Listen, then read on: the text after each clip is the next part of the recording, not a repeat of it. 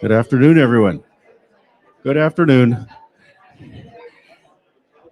But I could ask everyone to grab some coffee or some water and be seated, and we can begin this afternoon. I know everyone is excited to hear our speaker and so to spend the time getting to know Dr. Levin. And I want to welcome everybody here this afternoon. In addition, I want to welcome all those people who are online. I know we have a large contingent that I saw was online, so welcome to all of you as well.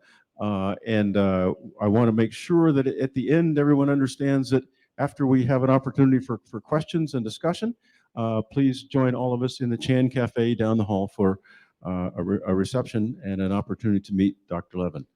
So let me just say, Jeremy has been a leader in the life sciences industry for quite a while.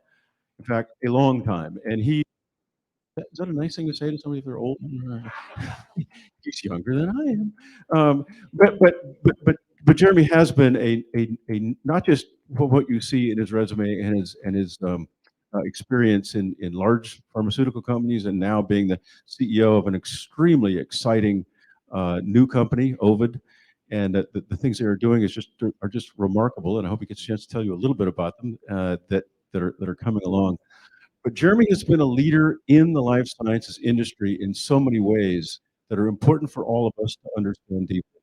The life sciences are so core to what we do as an institution here and what we do as a country, treating people's health, improving people's access to food, and cleaning up the environment from all the degradation that we know is occurring, is all the job of the life sciences industry. And Jeremy has been a leader in all of that and putting it together and understanding where all of these components fit together. He has, I think he said, spent too much time in DC, but that doesn't take much time from my understanding. But he has been a leader in informing our legislators and our leaders and our regulatory leaders of the importance of the life sciences industry in so many areas, including diversity, equity, and inclusion, including access to drugs and the cost of drugs, and also the recent issues we've had in terms of access to women's health issues. Dr. Levin has been a leader in all of these discussions. So I'm very anxious to welcome Dr. Levin. Let me also say I'd like to welcome Meg Alexander from Ovid as well, the Director of Corporate Operations or like development. Yeah, she does all things. Yes, yes, yes, yes. We're glad that you can both be here today with us. And again, I want to give a warm welcome to Jeremy Levin.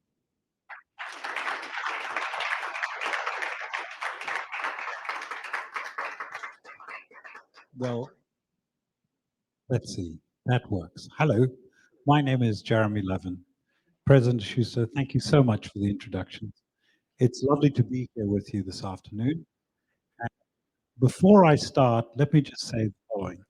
Normally, as the CEO of a public company, behind me, you would see a sign, disclaimer, saying everything I'm about to say is not true. However, now, because I'm not here in that capacity, I'm a human being. Now my disclaimer is as follows. Nothing in this presentation or the words come from Chat GPT. I am not an avatar, and the voice is truly mine. So accordingly, I take responsibility for everything, all words, and please feel free to take note. If you don't like them, I'd love to hear. If you do like them, I'd love to hear. But the intent of this talk is very clear. I wish to recruit all of you in an endeavor to bolster the strategic of biomedical sciences, both here in the United States and the world. Perhaps I'm going to offer you some tools for that. So let me just, I've done a bunch of stuff. You can see that. And I had one question already was, how did I manage to do that? Well, I'm 152 years old.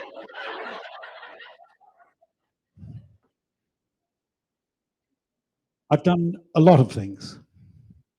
But at the core of everything that I do is a set of values. As a refugee, my family have been stripped twice of everything. We ran away from apartheid twice. I have been in conflict, many, unfortunately, and I don't like it. But I'm born on a farm. And to this day, I still have a farm.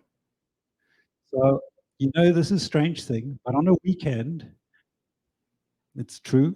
Every day I get up on the weekend at between 4 and 5, and then coffee for my wife, very important, followed by farm work until about 10. And when you push out cow poop and mend fences between 5 and 10 every day, winter and summer, you begin to understand and give time to what is the real world. And that's my time for thinking. Other people play golf, I don't. But I regard everything I do as part of my life. There is no light between the person who left and ran away from the farm because of apartheid and now. There is no light. It's the same values, it's the same passion, and it's the same determination to make a change to life. That's me. And I hope I can make that difference. Today, what I'd like to talk to you about is really the very fascinating and intriguing set of building blocks that require innovation to thrive. And what I'm talking about is pretty much any innovation, but for me, my experience is limited to and focused on the life sciences and medicine. I believe firmly when you give a medicine to anybody, you change their life. You have a covenant with a patient. When you make that medicine into something that you can give to somebody, you're going to change their life. So you better get it right. You better be determined to get the best possible medicine you can do. And it requires not just one person, it requires an entire ecosystem. And that's why I want to talk about essentially the orchestra. So if you look about it, going back in years gone by, actually none of those concepts were around. It was chemistry and pharmacists. And indeed, if you look at the 19th century, it hadn't changed. But round about the Second World War, something happened. It was remarkable. Suddenly, a miracle drug, penicillin, arrived. It changed and saved the lives of millions. My thesis, by the way, although it's on this, the thermodynamics of DNA supercoiling, is was done in the lab where it was first ever turned into a product, a medicine. And there's a wonderful picture of a policeman who has the first doses of it, and this terrible infection on his face. And they used to collect his urine and purify it and re-inject it. And unfortunately, he died because it got less and less and less. But it came to America, and the industry commercialized it and then gave it to soldiers. And at that time, it wasn't just the penicillin. You suddenly saw the flowering of scientific heroes, people who did remarkable things. A whole epidemic of polio was sweeping the country. And yet, stepping forward, understanding cell culture, these remarkable scientific heroes stepped forward and conquered it with the vaccine and were treated and lauded as having changed the direction of the country, saved thousands from a dreadful fate. And this was the fate. Some of you may recall, well, if you're 150 years old, you do recall going and getting that vaccine. This wasn't trivial. This was a change in thinking and a change in a nation. The scourge of an epidemic was made into simply something you dealt with, and it was dealable with. That triggering led to an extraordinary change, starting with the foundation of the National Institutes of Health. The American public was given a gift, an investment in innovation, an idea that you could actually change the world through innovation in medical sciences. But it wasn't just the science. You had to see a flowering of the capital markets, you had to see a flowering of the regulatory markets, and you had to see a flowering of essentially some really great innovation underlying the scientific discovery, reduction to practice. And as you've all experienced, a huge outpouring of innovation occurred because of that really brilliant moment of the government investing in innovation, backed by a population that said, we love this. Give us more polio vaccines, give us more medicines, give us more things that cure us, help us. You, the innovators, have created something special. And so, in that context, a real orchestra was formed. But as I say to you, it's no one person. It's a complex, interrelated set of capabilities, policies, processes, capital markets, all wove together to create something. And today, what has resulted in is over 3,000 plus biotechs. This is a strategic asset of the United States. 70% of all the world's medicines come from here. 70%, roughly the same figure, of all medicines in big companies come from little companies. And the vast majority of those started with an idea in an academic center. Not all, but the vast majority. And so, it's really done an amazing job. Our lives have extended. You see, we've even got cures for diseases we'd never seen before. We didn't think we'd ever get cured. Hepatitis C is just going to disappear. just in the same way that smallpox and polio have largely been eradicated. You've got a drop in premature mortality, unfortunately, not across all sectors of our society. We're going to talk about that in a minute because you're going to see that these are real important things, which up until the recent past have been truths. And some of these are just remarkable. I never thought that we'd ever see a moment where you could actually cure blindness, but you can. So if you think about what that symphony has brought us to date, it's absolutely stunning. I know that not all of you have seen this, but I've seen people dying on the street from tuberculosis. I've seen people dying from malaria. That's one we have to conquer yet. And I've seen people dying from all sorts of disorders that should be cured. So we're beginning, and we're at the cusp of a change for many of these disorders that can ride on the wave of innovation that was started way back when with that little moment. First of all, penicillin, with incredibly poor policemen, industrialized years, the thousands and thousands, actually millions of soldiers who were saved by penicillin, and then boom, polio vaccine, and off it takes. And the NIH really doing, why did I say NIH? You know what? That NIH is just one part. It's also many of the other foundations which were involved at the same time, which were created to sponsor science. So forgive me. I actually do owe a lot of debt of gratitude to those other institutions as well. But that was the core.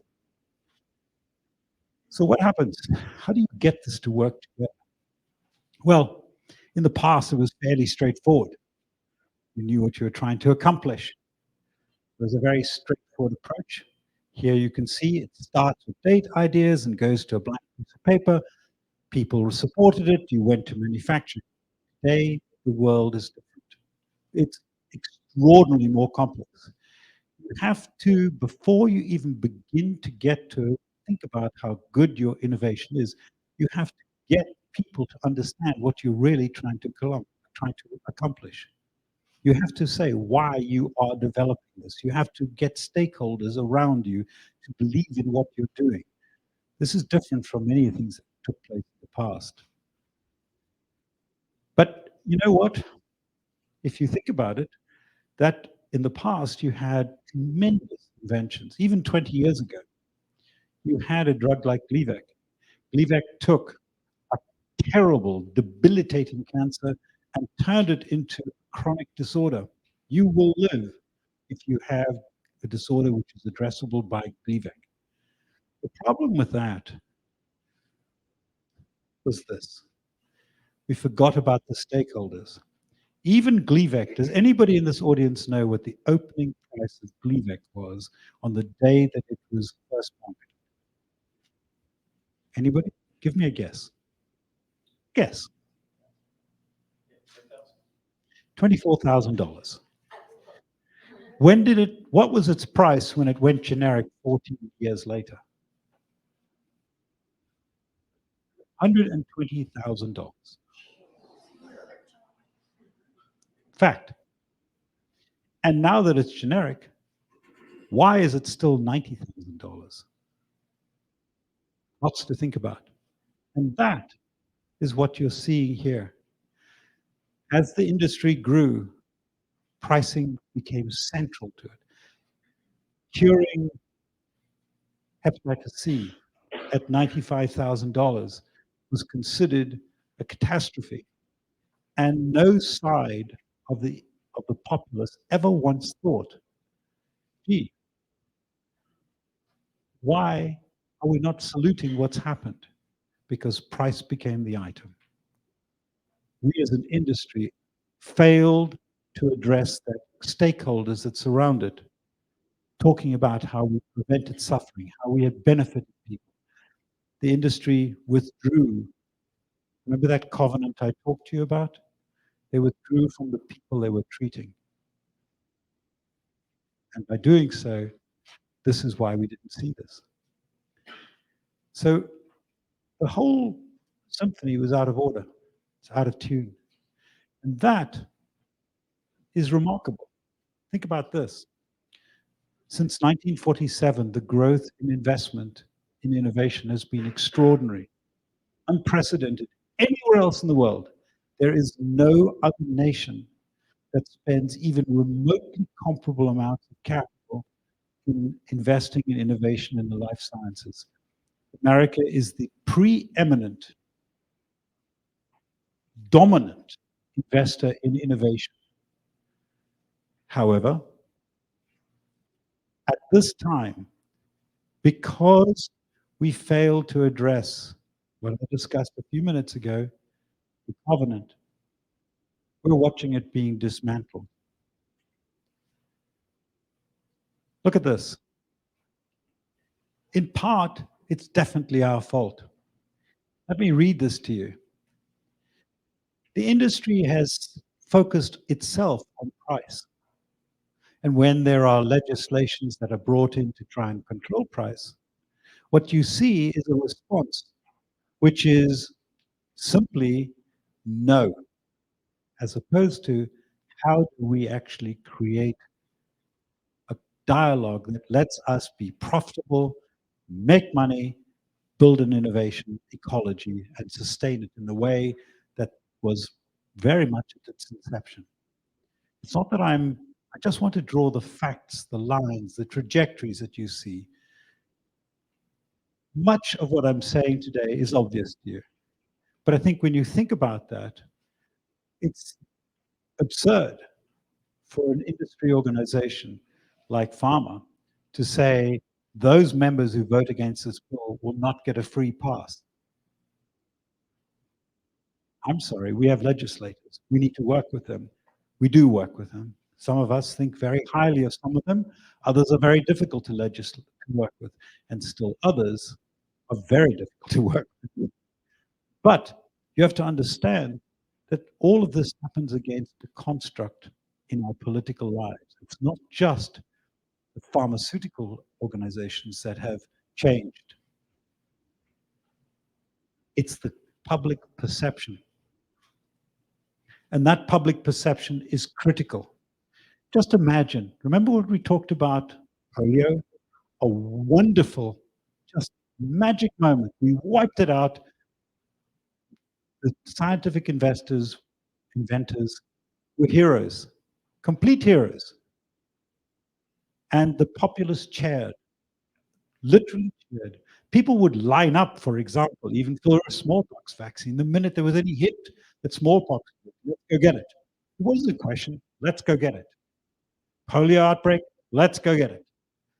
Everybody was behind the concept that medicines changed your life and would do something profound for you. Now let's go to COVID. Unbelievable, unbelievable effort. One which was built on years of science, years of understanding, that within a 2-year period, actually less than 2 years, you had vaccines. Look at us, we're sitting in here. How many of us would be here if we didn't have that vaccine? How many of us? But because of the distrust in the populace of the vaccines, the thinking that went into how we should communicate to the populace the value of them. We have 1.2 million American dead. 1.2. We have complete mistrust of the industry, and for a little while, we rose the populace in the basic people, yourselves, myself. We liked what we saw. It was great. You had an industry doing something, and then it drops off.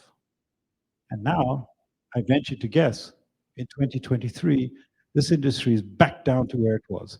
And just to put that in context, in a poll just before the COVID outbreak occurred, this industry was ranked lower than that of the tobacco industry and was right at the bottom. So just think about what that means. You're saving millions of lives. there would have been hundreds of millions of dead around the world without this. And yet, our population, our popularity, our interest with the people in the street is there. So why does it even matter? And I think, Meg and I talked hard about why this does matter. And I'm very grateful, Meg, for your prompting me to think very hard about this because it does matter. It matters to you, it matters to your children, your parents, your cousins, your uncles, your aunts, everybody in this population. It matters today because historically, the industry has enjoyed, because of its premier position, because of what it's contributing to society, tremendous facility to do things. That's changed. That's changed fundamentally. It's been driven by massive political polarization. I'll show you that in a minute. Enormous numbers of elements of doing. You have a basically wealth inequality. You've got environmental decline. All of these are contributing to a very different environment. Each one of them is contributing to a different approach and different sentiment towards industry and capability of the industry. Geopolitical turmoil. We're watching a nation at the end of the eastern end of the Mediterranean, a democratic nation itself, going in Israel, going through huge turmoil. That's a small piece. You've got Ukraine. Just watch it. Just think about Ukraine. Inconceivable to see something like that. That Russia would invade, slaughter tens of thousands, if not hundreds of thousands of people. It's not, it's remote from you. It's remote from you. But it's not really. It's actually with you. Because if we don't take account of that, we ourselves are at fault.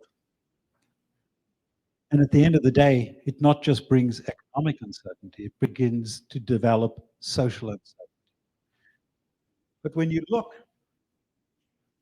at the most obvious signs, we could see it a long time ago. Here is a map. Blue is one party, red is another. Just imagine which they are.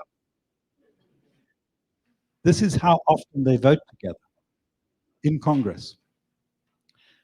When you look at those, you can look back in the 1950s. They were voting together. They thought about the nation. They thought about the nation.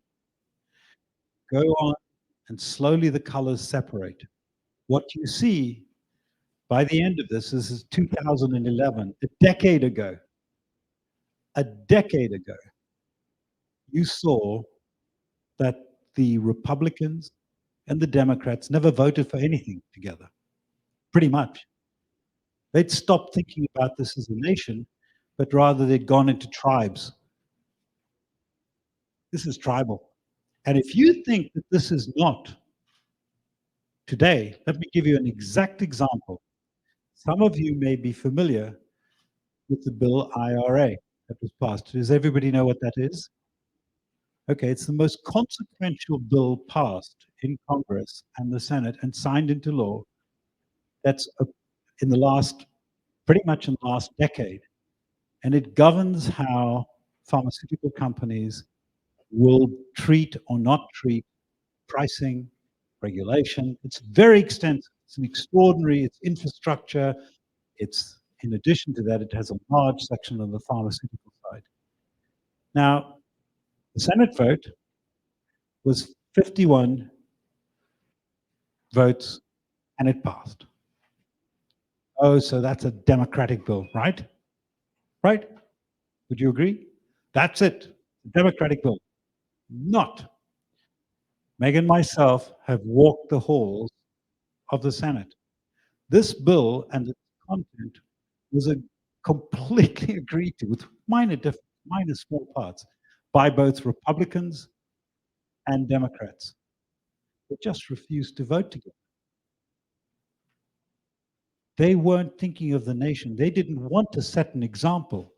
They didn't care about setting a leadership example to the nation that they were willing to say, we work together on this issue. Didn't happen. I'm probably not going to be very popular with several of them for saying this, but I'm kind of a little worried about that. And so should we all be. Wealth inequality. Look at these figures. During the time that we've seen the growth of our industry, we've seen wealth inequality just soar. A handful of people, a handful of people own more money today than a goodly portion of the world, the entire poor half of the world. We're talking about a handful of people. What that creates is extraordinary inequality in resources. And if you look around the world, what you'll see is that you're seeing increases in the manner in which you're able to access healthcare costs, healthcare. So this is different, very different circumstance from before. Political polarization, health, wealth inequality, rising costs around the world, and a population that's soaring, let alone the consequences of environmental deterioration and the health issues that are going to face it. So we need innovation to tackle this. If we're going to look at the future, you require key elements to be successful. You must have sophisticated care, which requires enormous integrations of systems today in today's world.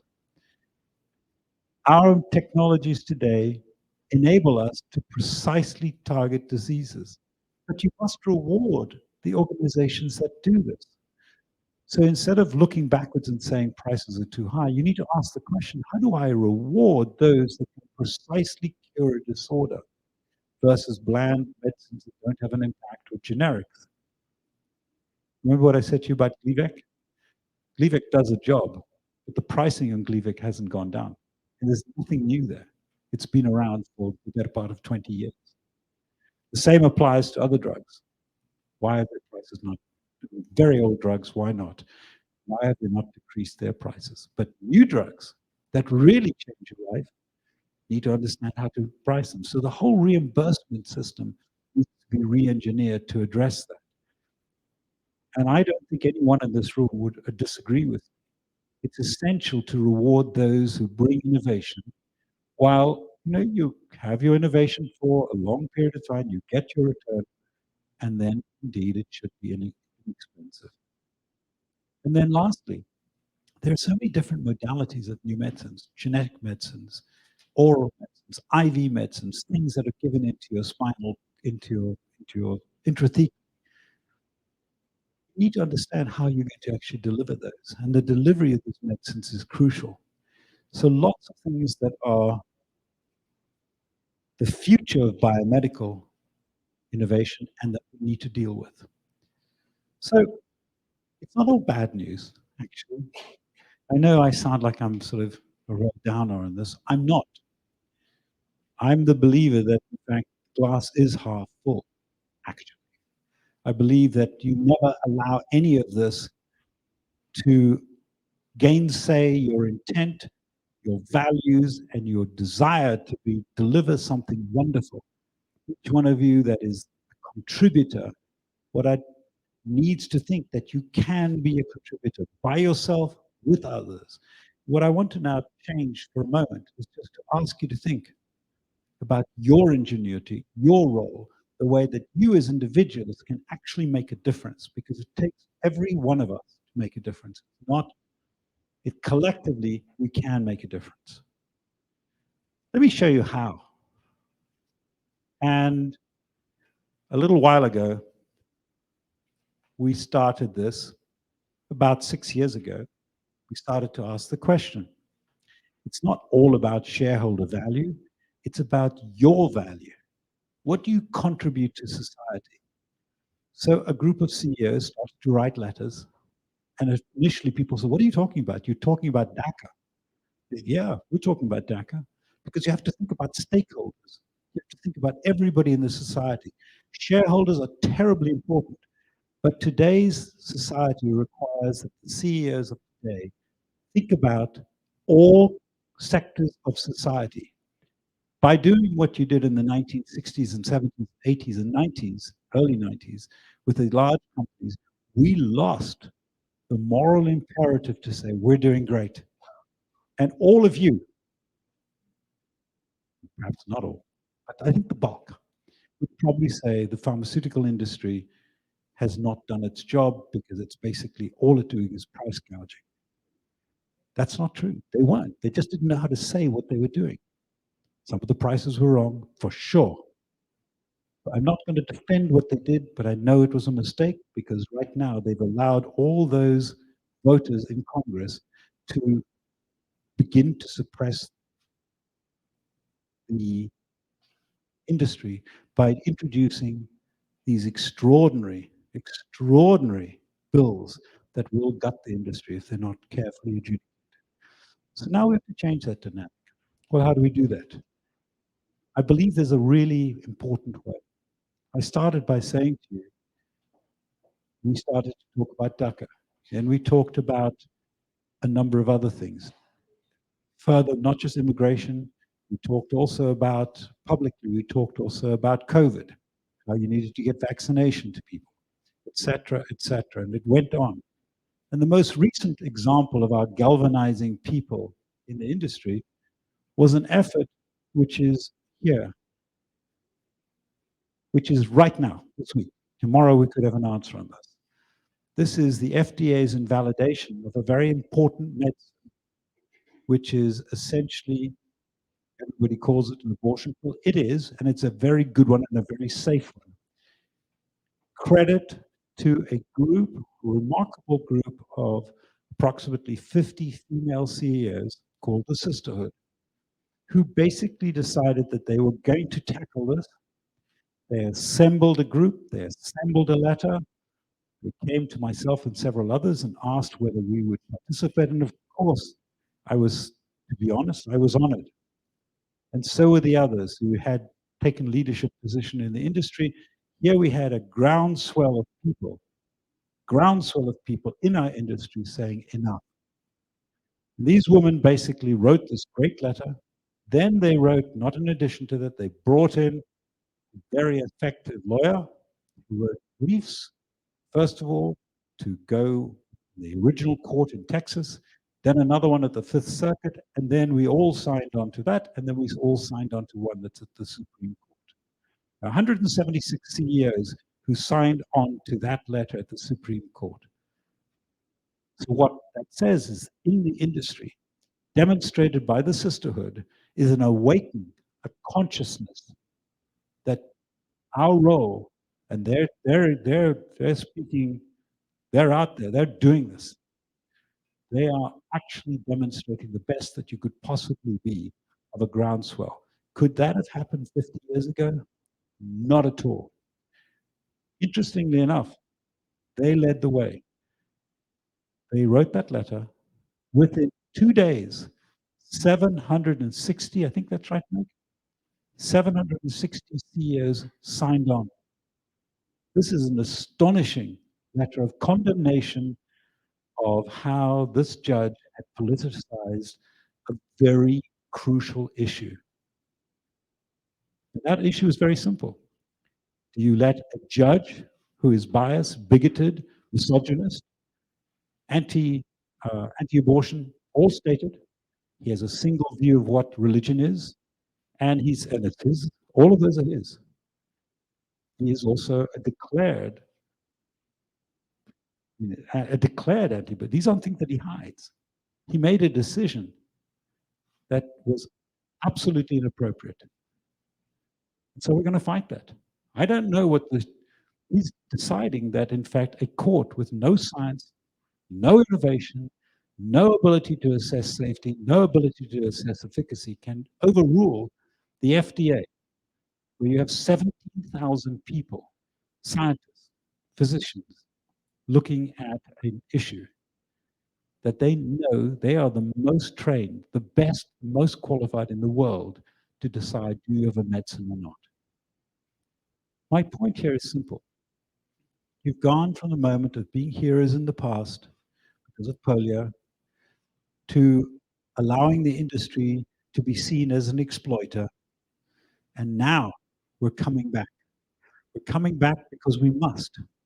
We're coming back to the point where all innovators, you, need to understand that there are stakeholders, there are people, there are family members, there are teachers, there are policemen, there are all sorts of members of society who need to know what it means to have innovation and our responsibility there, our covenant with them.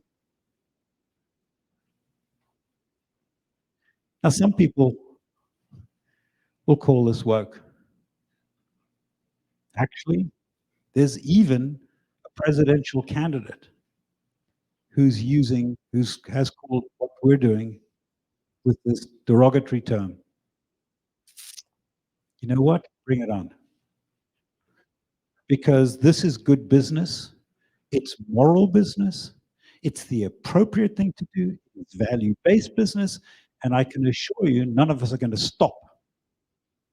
Because if we don't weave together the power of the people in doing this, in fighting back and be the concept that you're just a monosyllabic industry focused on exploiting.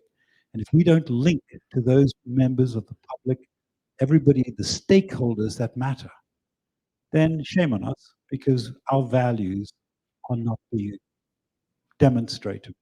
And I don't believe that's the case. I believe, shown by those women who started this letter, it's happening in front of your eyes. It's happening right now.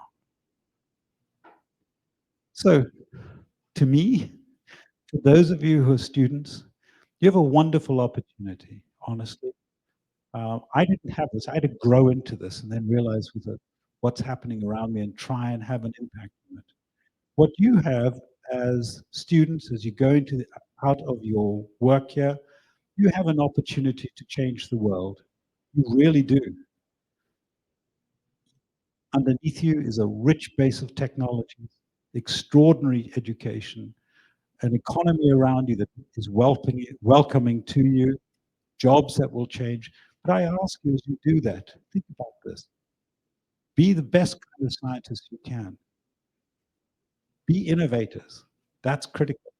You have to understand that you must engage society. And as you do that, each one of you think about the value of what you're doing and the value of who you are. Communicate what is in your heart through your work. That passion is critical, but it's not just passion. It is the underlying values that matter. Underlying you, the inner you, bring it out. Because just saying, I'm going to make money, doesn't work any longer, and it's destructive, and it will not serve the future. You simply cannot do that. Lastly, you know what? I actually believe that, I know this is a bit strange, but I believe that it's our responsibility to instill into the society we live in the very fundaments of science. You're not going to explain somebody thermodynamics or DNA supercoiling, which is my business. I'm happy to do that for you if you'd like. I still play with it. But it's the concept that you can take a piece of DNA, 1 meter long, scrunch it up into a nucleus, and it's there. How much energy does it have? Super exciting, at least to me. But if we instill into our society all of the values that you have, all the values that you create, that which excites you in your classrooms, that which interests you, then to be honest, we're going to have a much, much better society, and it's going to thrive because of you. Thank you very much for your time.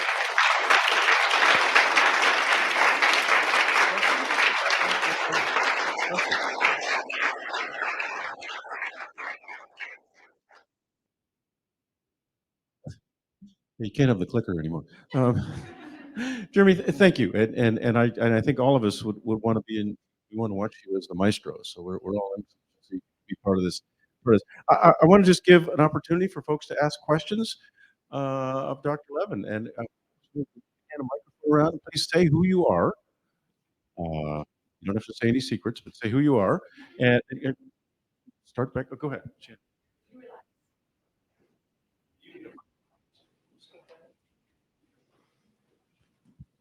Sorry, I'm Greg Reardon. I teach here at the.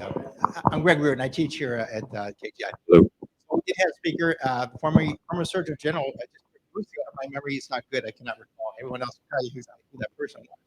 Great speaker. And he talked about along the same lines you're talking about, politically and everything, in terms of the challenges to science, COVID, and what had occurred in terms of. And I know from other things, preventable deaths, other things like people that could have survived this, the tremendous cost of COVID that was preventable, there was vaccines and other types of things. It's the idea of the message. We're trying to communicate the value of what we have, the larger picture beyond what we do to others. Science, and it's the same thing that we're having with the industry. May I ask to clarify that question? It's to whom do we actually communicate to? Is That's that the correct? point. Who do we communicate that to? Other And than that- maybe that let me- what PHMRA is talking about from the other groups in terms of. I believe it's our duty to communicate to, even on the fundamental base level. Doesn't matter, your neighbor, your friends, your party. You need every single level of society needs to talk about science. You need it at the breakfast table, at the lunch table, doesn't matter where you're going. So this is no longer an issue that can be solved by going only to Congress. Congress is split. It's broken. There is no easy way of navigating through those waters, but they will listen to voters, and voters are you at the table. So if you can communicate the importance of science at all levels, in all organizations, whether it be a church, whether it be doesn't matter. You add to the dialogue in the society.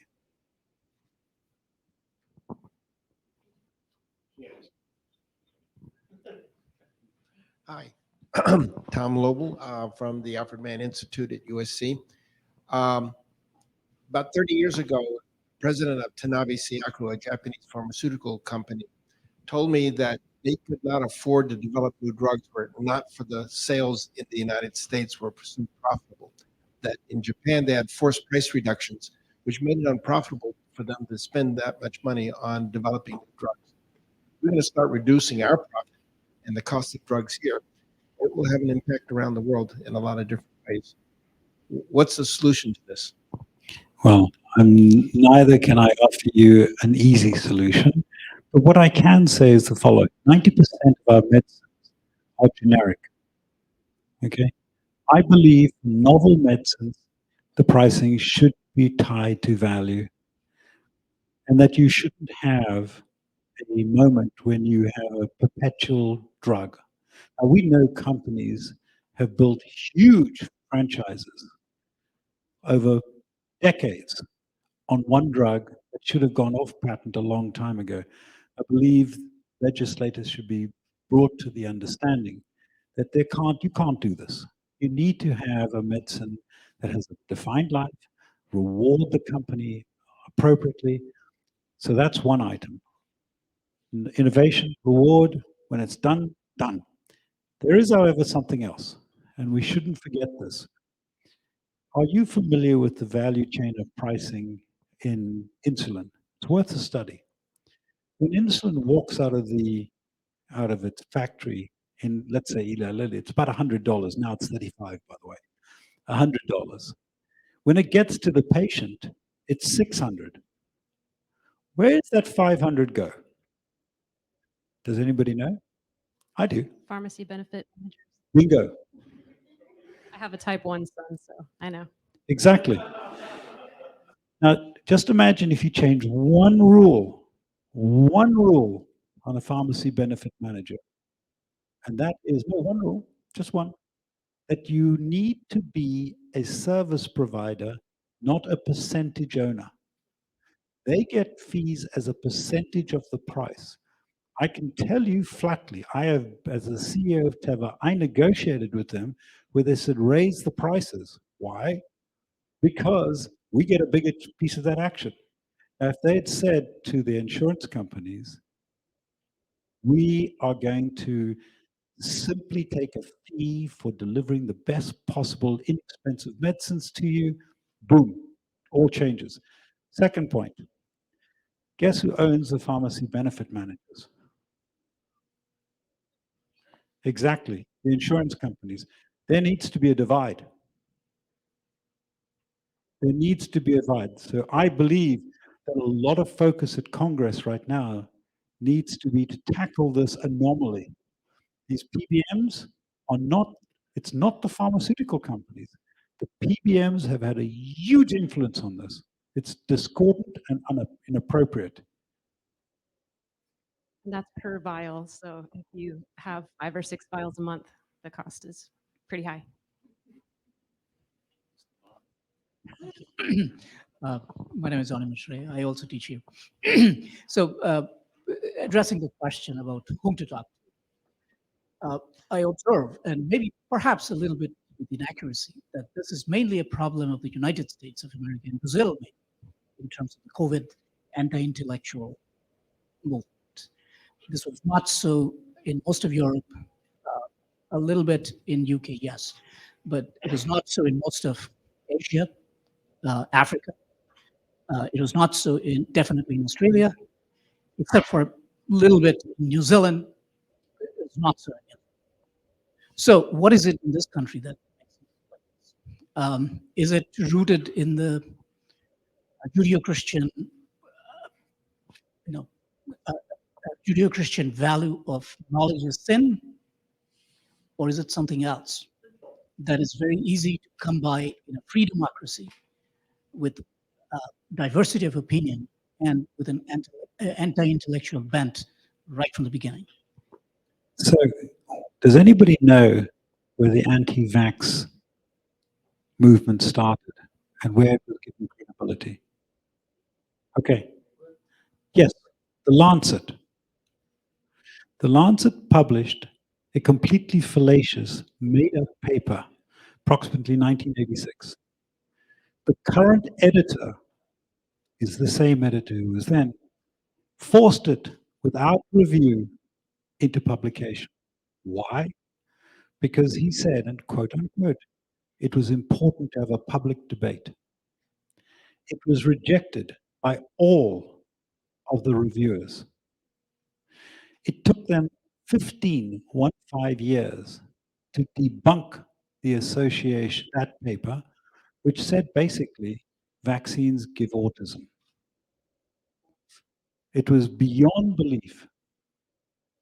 Beyond belief. Now, that same editor is still the editor.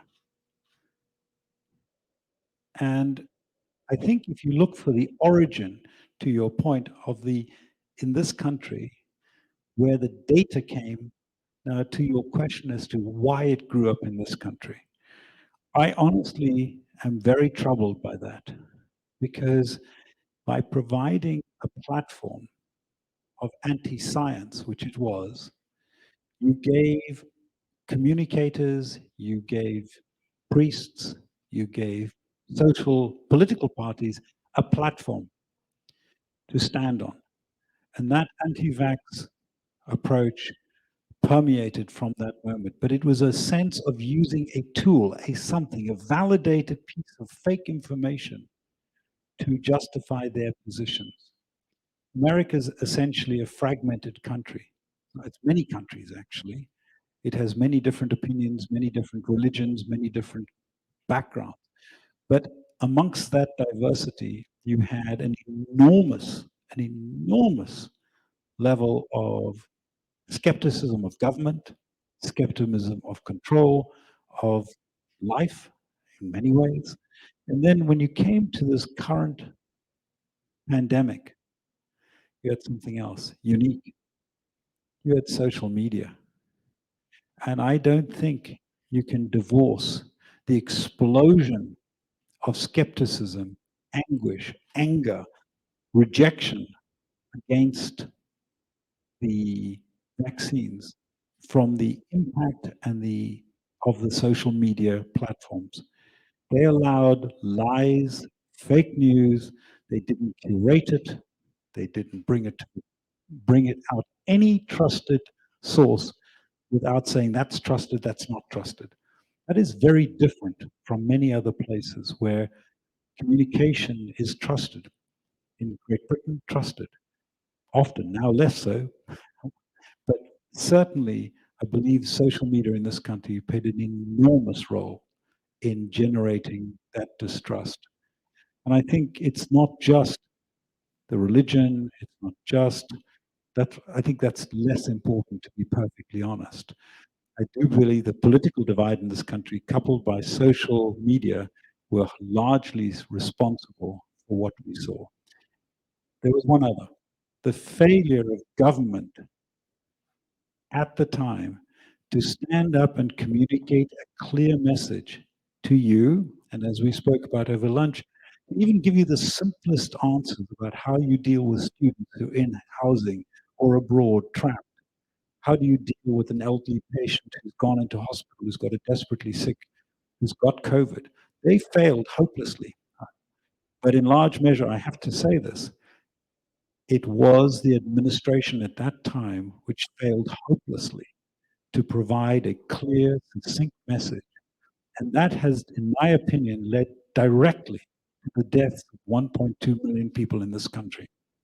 And I believe, I'll say it without any shadow of a doubt, that was utterly disgraceful and shameful and should never have happened. The leading nation of the world not communicating, allowing lies to proliferate, and based on facts that were actually back in 1986, and using that to promulgate nonsense, which led to deaths of over 1 million people. Government wasn't trusted.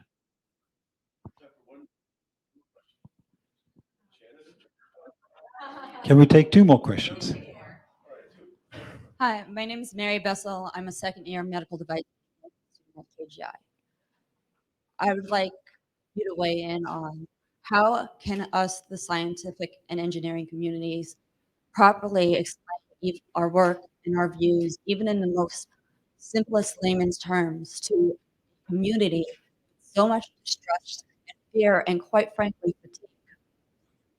They're not open to listening to us. How can we make them open in the first place?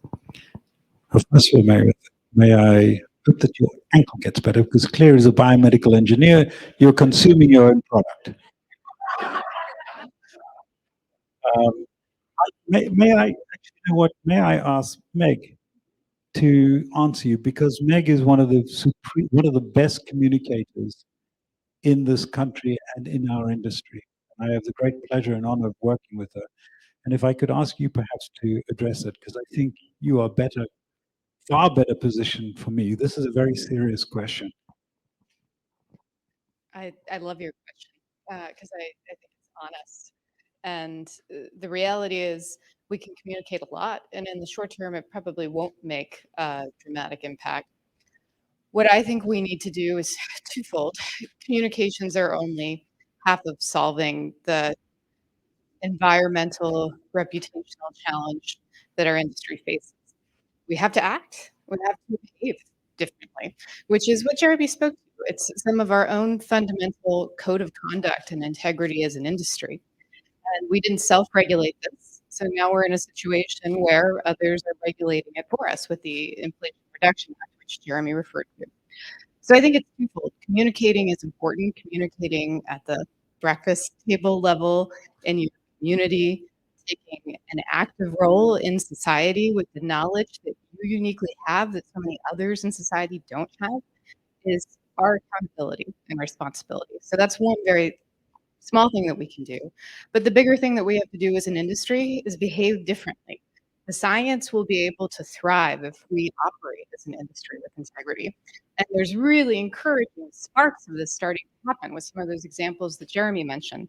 Those 50 women coming together because they're concerned about how one judge in one state can start to question the primacy of the authority of the FDA. That's a spark. Some leaders coming together to say, we're not comfortable working in a nation where immigrants are having challenges getting into this country when they're the lifeblood of helping fuel so much innovation, not just in this country, but across the world.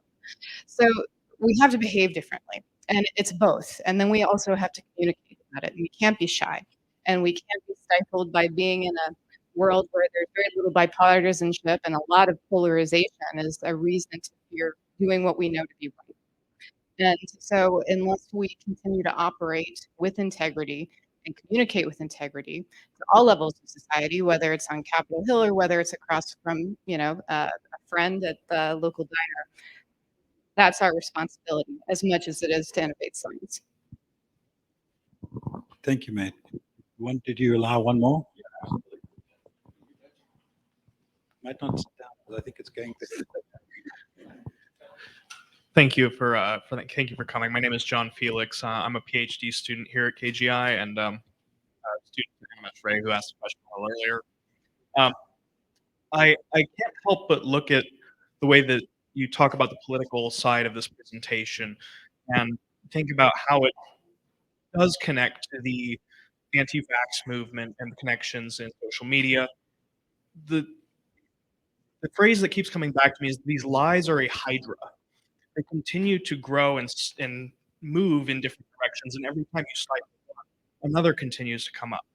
And to speak to your point, I'm sorry, your name one more time, Meg. To speak to Meg's point, of course we can continue to behave as best as we can, tell the truth, continue to do our best to better the industry for people who we're trying to treat. How do we convince other people to actually get on this ride? Because in the capitalist nature of the United States, the winner is the one who takes home. And this is not always how those in positions of power want to behave. Meg, join me because I think this is definitely a sophisticated question. This person, this requires more than one mind. I'll start, and then you'll think about the things that I miss. So I think there can sometimes be. I'll say this. This might not be your opinion. I think we can sometimes have a hubris that we're right and that our belief in the science is right and this is the evidence, and that's a danger because it can be hubris. So my background, the reason why Jeremy asked me these questions, I spent about 20 years helping large and small companies with public affairs and messaging and all kinds of interesting topics. But I think we need to look at with open eyes the factors driving someone who has a different view than ours. And we need to really try to understand the factors that have led them to these conclusions, the fears that may be driving them, and find a way to engage. So one is acting. We have to act with integrity, otherwise we don't have any credibility. But the other thing is speaking with them in a way that can be honest, but resonate. And that may mean speaking in ways that are different than how we're used to speaking from an evidence-based perspective. I look at some of the state-based legislation. We've seen trends on a national level, for example, based on rulings that come out of the Supreme Court, have created um, uh, differences across states and how they regulate, even on matters of reproductive health. So the pendulum is swinging in one direction. Now we've started to see at certain state-based levels, the electorate say, well, we're not so comfortable with you taking away all of our rights in these decisions. But they've really, in those instances where we've seen citizens push back, there's been, I think, a better, more respectful, and robust debate about what it is that the constituents of that state wanted to have in terms of options. Kansas is one of the ones I'm thinking about, for example. Right. So I think it's being willing to always stay open to engage, even with people who feel passionately different from us. I think that's a wonderful answer. And I reflect only on a couple of things. If I can just add to it, my life experience has been that you must believe that you understand and try and understand the other side. Doesn't have to be that you agree with them. But you do have to understand them. In two cases, we fled, both from apartheid. One instance as a child, the second time as a slightly older child. And my father was a journalist, somebody who was speaking truth to what he saw, and eventually paid a very dear price for doing so, mortal price actually. But what that tells me is that you need to consistently push back against them, knowing who you are and keep your values there. You cannot allow people who have these views to intimidate you. You never can. You may pay a price, I warn you, but I think it's worth that price. I believe that it takes time to change. You can't change people with a wand. But if you yourself have got your values right, and you are willing to stand, no matter what they say, but you're also willing to listen to what they're saying, then you'll be much stronger and more effective in your actions. And during COVID, you've heard me talk about vaccines. I obviously like them. Well, I chose to talk to the people who don't like them. I chose to get onto Newsmax. They don't like me, but I chose to be in front of those who didn't like me rather than those who think the same as me. Because I felt that if I could change one person's mind, if I could make, if I would be on far right wing radio, crazy radio, trust me. And I would get call ins from people who tell me about vaccinations putting chips into you. And please, doctor, will you explain, will the chip change me? You have to talk to these people. If you don't talk to them, you won't actually understand how to do it. And maybe I change 5, maybe 10. I don't care because that 10 will multiply to 20. And by the time I'm dead and gone, there'll be 1,000. So I take it very personally, what you said, but I don't underestimate how hard it is.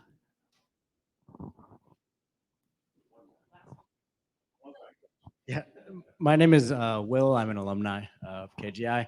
I really like these last two questions, and I want to continue on a little bit because what I see is a little bit of a historical delivery problem in the healthcare sector in general, so not just pharmaceutical industry, but also the CDC. You know, not even reaching a lot of these populations. So, what might give us hope that you all can find a better way to reach some of these the underserved populations, or just the people who don't want to hear it, so that we can, one, get the messaging to them, but also make research more inclusive, help with access to the products that we're creating. Any thoughts on that? Jeremy is stuck working with me every day of the week, so why not now? No, that's true. Also true. It's a good question. I'm more heartened actually coming out of the pandemic. It took a crisis on some levels for us to, I think, start to innovate new ways of delivery. And we have, boy, a long way to go. Huge way to go. And again, also a major trust chasm to have to cross with so many communities. And that won't work overnight. That's going to take a pattern of behavior. But I think what I feel more encouraged by is watching our sector start to work again with other stakeholders in society to create a robust and I think a broader definition of what the health system is. And I think COVID in particular showed the gaps in not having a better public health system in the United States. With that said, I think some of the large companies and many other stakeholders in society started to do a better job of activating churches, of groups, of clubs, of gyms, trying to get better education out there, better access to vaccines out there. So while I think there is so much more work to do, it feels like our industry is starting to recognize really where our partners can better amplify credibility with subsets of society that we've historically had a gap and trust chasm in reaching. And while I would love to see our nation take a step back from COVID and really do a lessons learned on all the gaps in the public health system, which are rife and we could learn much from, and there's countries who did it better than us that we could also learn from. But I think some of the larger players in the sector have also started to activate other parts of society in a way that can be more effective. And we need to build on that, and we need to better disseminate some of those learnings across the field. That's my first thought. Sure. I actually have a lot of hope, and I guide my life by hope. You can't, but I have to tell you, there are a couple of beacons which really shone out. I was ashamed to find that this country had 60 million people uninsured for health. Ashamed. How could that possibly be? And then inspired by a leader who put in place, with great difficulty, a healthcare insurance bill. And then I watch guys push back and try and disassemble it. They haven't yet, and they're not going to be able to do it because I think it's there. So that, to be honest, the President Obama basically putting this in place inspired me beyond belief, because I suddenly realized that, gosh, that's hard. And what he did was more hard than anything I've ever done and I'll ever do. But that's a person by his leadership who showed that you could do something great for a nation. Now, all sorts of people are trying to pull it apart. It doesn't matter which political party you are, you have to ask yourself a question. Do you want to live in a society that has 60 million people uninsured? Or do you want everybody insured in a healthy nation that is going to thrive and a nation that's going to provide for growth through its people? I vote for the latter. And so, number one, that's now on a much smaller scale, not comparing ourselves, but I am inspired by that. You're seeing in my industry CEOs who would never stand up. I can assure you, 6 years ago, everybody was calling me and saying, "What are you doing? You shouldn't be putting a letter on the table. You shouldn't be asking people to sign up." 50 women have just galvanized an extraordinary response, which is within 1 week garnered so much support and has gone to the Supreme Court. I don't know what they're going to decide, but I do know something, that that was a change, a positive change, and they showed it. And lastly, I actually have great faith in the youth of America. I believe that it's the youth of America who I hope will see through, if communicating yourself and others, talking to your friends, just getting a nucleus on the ground who'll understand at their church, at their gym, what truth actually means. Because if you do, then you'll be able to dissect through the news. And I think you have to deal with it. You can't just have a bunch of one or two leaders. It takes an entire nation at the ground level. And I believe in the youth of America. I don't believe in these old guys my age sitting in Congress. I've seen them tell me that they agree with it, but they're not going to vote for it. I've literally seen that. And they're not going to vote for it. Why? There's no good reason. Jeremy and Meg, thank you. No, you're going to get thanked too. You were guys with the tag team here. Thank you all so much. It was fabulous, and I just want to say again, thank you on behalf of all of us. I think our our young people, our graduates, our alumni, our students are going to be the members of that symphony, and we look forward to the kind of leadership you propose and signify. So thank you guys so much. I want to also say for those who are online, please feel free to submit there. I know there's a lot of questions that have been on the chat. We will give those to Jeremy and Meg. And maybe send out the answers. I don't know, but in the meantime, I'd like to invite everyone to help us celebrate and welcome Jeremy and Meg to the reception that's in the Chan Cafe. And please join us all. And I want to thank you all for being here. And I look forward to an exciting discussion. And again, thank you guys so much.